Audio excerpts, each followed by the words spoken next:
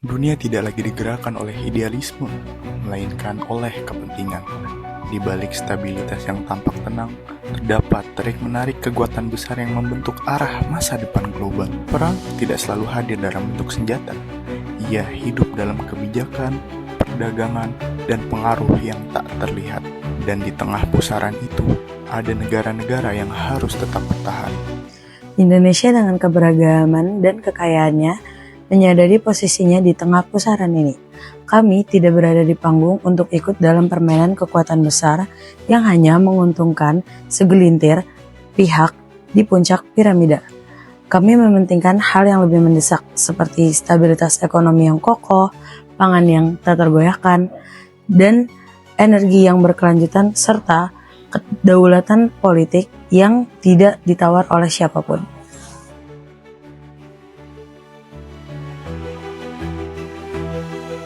Ketahanan pangan bukan lagi sekedar urusan perut, melainkan pilar utama kedaulatan.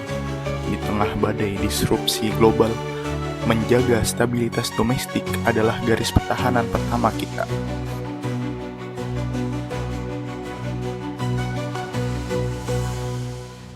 Dalam dunia yang semakin terpolarisasi, di mana sebuah negara dipaksa untuk memilih kubu, berpihak bukanlah suatu keputusan yang bijak, melainkan sebuah risiko yang mengorbankan seluruh masa depan bangsa.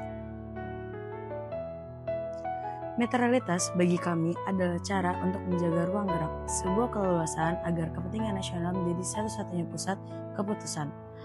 Kami harus menavigasi garis tipis ini dengan hati-hati agar masyarakat tidak menjadi korban dalam ambisi global yang tak ada habisnya. Berdiri di antara dua raksasa menuntut kecerdasan taktis, Indonesia memilih menjadi jembatan, bukan pion. Di panggung diplomasi dunia, suara kita tegas. Perdamaian tidak akan tercapai melalui dominasi, melainkan melalui kolaborasi yang setara. Langkah ini bukan bentuk kepasifan, melainkan strategi aktif untuk mengamankan masa depan. Indonesia adalah mitra strategis yang sangat penting bagi kami. Kami menawarkan stabilitas, akses tak terbatas ke pasar global, dan sebuah sistem berbasis aturan yang telah terbukti membawa kemakmuran bagi banyak bangsa selama puluhan tahun. Aliansi Barat menawarkan kepastian hukum dan integrasi ke dalam sistem finansial yang telah mapan. Namun, di balik janji stabilitas tersebut, tersimpan ekspektasi besar agar arah kompas politik kita tetap selaras dengan kepentingan mereka. Cina menawarkan kerjasama yang setara dan juga inklusif bagi semuanya. Dengan bertumbuh bersama dan juga memisahkan urusan dalam negeri, kami menciptakan visi baru.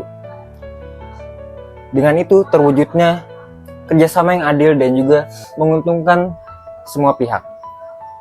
Poros baru menawarkan kecepatan pembangunan fisik tanpa birokrasi yang rumit, sebuah tawaran menggiurkan bagi negara yang sedang mengejar ketertinggalan ekonomi, meski bayang-bayang ketergantungan finansial mengintai di ujung jalan.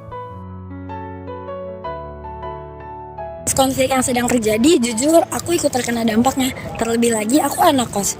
Buat beli kebutuhan sehari-hari aja tuh mahal banget. Minyak, beras, semuanya naik.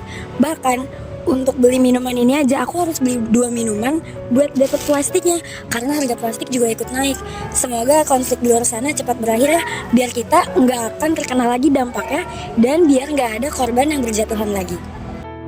Realitas di atas kertas diplomatik selalu bermuara di meja makan rakyat. Ketika para pemimpin dunia berdebat tentang sanksi dan tarif dagang, masyarakat kecillah yang menanggung harga nyata dari setiap keputusan tersebut.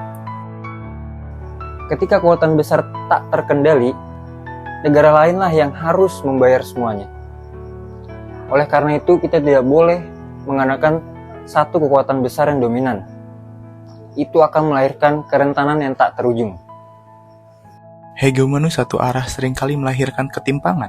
Sistem yang dianggap universal kerap kali mengabaikan keunikan dan kebutuhan domestik negara-negara berkembang.